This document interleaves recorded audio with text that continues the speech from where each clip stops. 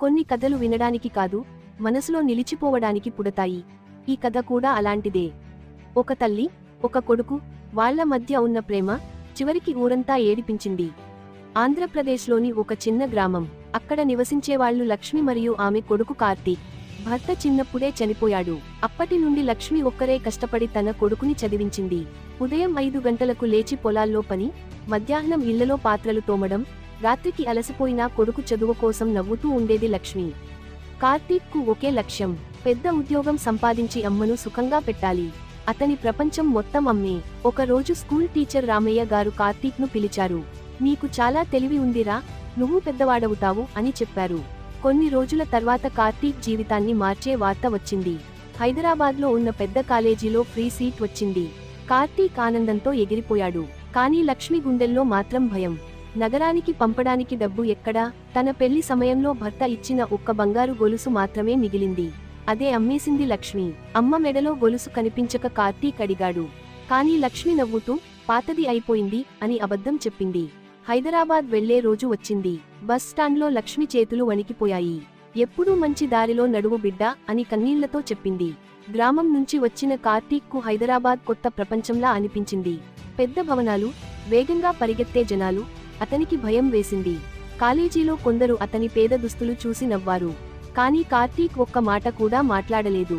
అమ్మ మీద భారమవ్వకూడదని రాత్రిళ్లు హోటల్లో పనిచేయడం మొదలుపెట్టాడు. ప్రతి రాత్రి లక్ష్మి ఫోన్ దగ్గర కూర్చునేది.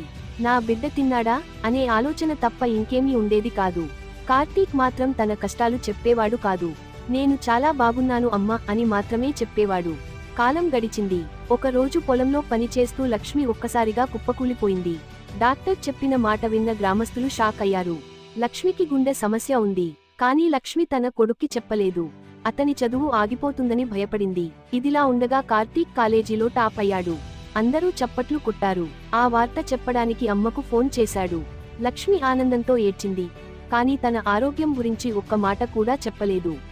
ఒక రాత్రి అకస్మాత్తుగా గ్రామం నుంచి ఫోన్ వచ్చింది. నీ అమ్మ పరిస్థితి బాగోలేదురా. ఆ మాట విన్న కార్తీక్ గుండె ఆగిపోయినట్టయింది. వెంటనే గ్రామానికి బయల్దేరాడు. హాస్పిటల్లో మంచం మీద ఉన్న అమ్మను చూసి కార్తీక్ కన్నీళ్లు ఆపుకోలేకపోయాడు. నువ్వు ఏడవకు బిడ్డా, నువ్వు పెద్దవాడవ్వాలి అని లక్ష్మి నెమ్మదిగా చెప్పింది.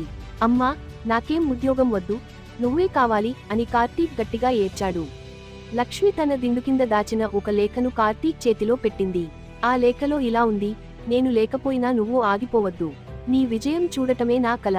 ఆ మాటలు చెప్పిన కొన్ని క్షణాల్లోనే లక్ష్మి కళ్ళను మూసుకుంది. ఆ రోజు గ్రామం మొత్తం ఏడ్చింది. ఎందుకంటే లక్ష్మి అందరికీ అమ్మలాంటి మనిషి. కార్తీక్ జీవితంలో మొదటిసారి పూర్తిగా ఒంటరివాడయ్యాడు. అప్పుడు రామయ్య మాస్టారు వచ్చి చెప్పారు, నీ అమ్మ కలను నువ్వే నెరవేర్చాలిరా. ఆ రోజు నుండి కార్తీక్ మారిపోయాడు. రాత్రింబవళ్లు చదివాడు. కొన్ని నెలల తర్వాత అతనికి జీవితంలోనే పెద్ద ఇంటర్వ్యూ వచ్చింది. చివరికి అతను పెద్ద కంపెనీలో ఉద్యోగం సంపాదించాడు. ఉద్యోగం వచ్చిన రోజు మొదట వెళ్ళింది అమ్మ సమాధి దగ్గరికి. అమ్మా, నీ కల నెరవేరింది అని లేఖను చూపిస్తూ కన్నీళ్లు పెట్టుకున్నాడు. కొన్ని సంవత్సరాల తర్వాత కార్తీక్ తన గ్రామంలో పేద పిల్లల కోసం ఉచిత పాఠశాల ప్రారంభించాడు. ఆ స్కూల్ పేరు లక్ష్మి విద్యాలయం. ప్రతిరోజు ఆ పిల్లలు ఒక మాట చెబుతారు: అమ్మ ప్రేమ కన్నా గొప్పది ఏదీ లేదు. ఈ కథ మీ హృదయాన్ని తాకితే ఈ వీడియోని మీ అమ్మకు అంకితం చేయండి.